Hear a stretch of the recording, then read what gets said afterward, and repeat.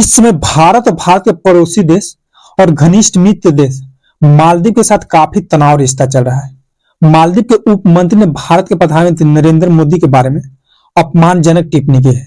इसी को लेकर मालदीव पर भारत में काफी तनाव की स्थिति पैदा हो गया है। भारत सरकार ने मालदीव के मोइजू सरकार के खिलाफ ये मुद्दा भी उठाया है।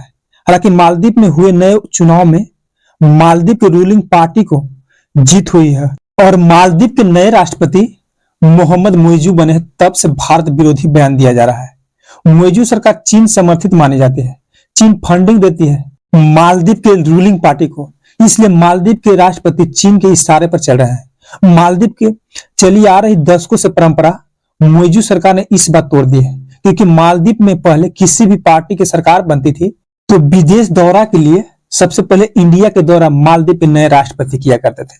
लेकिन इस बार चीन समर्थित मोइजू सरकार सबसे पहले टर्की के दौरा किए हैं और इसके बाद चीन के दौरा किए हैं। इससे पहले राष्ट्रपति मालदीव के सोली से और बाकी के राष्ट्रपति से भारत की काफी अच्छी दोस्ती थी, क्योंकि इंडिया किसी भी समय पड़ोसी देशों के लिए मदद करने के लिए हमेशा तैयार रहता है।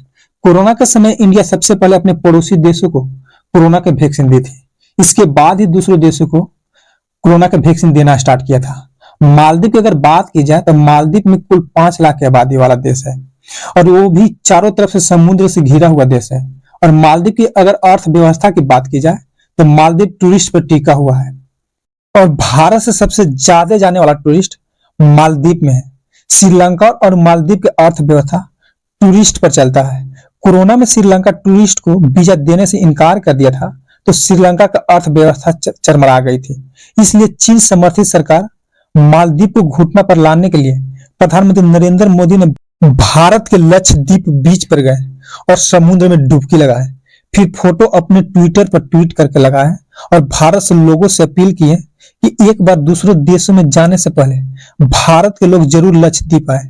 इसके बाद ही क्या है कि भारत में सबसे ज्यादा सर्च होने वाला और ट्रेंड करने वाला भारत के लक्षद्वीप बन गया। फिर क्या है कि हैशटैग मालदीव बायकॉट ट्रेंडिंग में स्टार्ट हुआ, जो कि रिकॉर्ड बना दिया है। कई मालदीव के बुकिंग होटल को भारत के टूरिस्ट ने कैंसिल कर दिया है। भारत के प्रधानमंत्री नरेंद्र मोदी के ट्वीट को रीट्वीट करते हुए मालदीव के उप मंत्री मरियम सियूना ने काफी भद्दा टिप्पणी की है कि ये क्या जोकर है।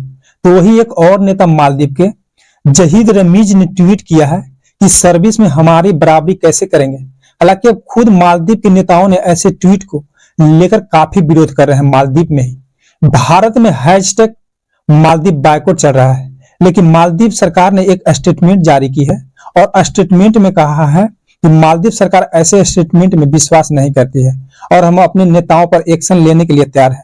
हालांकि जो अभी भारत और मालदीव के रिलेशनशिप बना हुआ है वो काफी नाजुक है और इस रिलेशनशिप को इस मुकाम तक पहुंचाने में चीन के काफी बड़ा हाथ है। मालदीव की जो मेन बौखलाहट है वो है भारत के प्रधानमंत्री नरेंद्र मोदी को लक्षद्वीप के बीच पर प्रचार करना, क्योंकि मालदीव की डर सता रहा है अपने अर्थव्यवस्था को लेकर।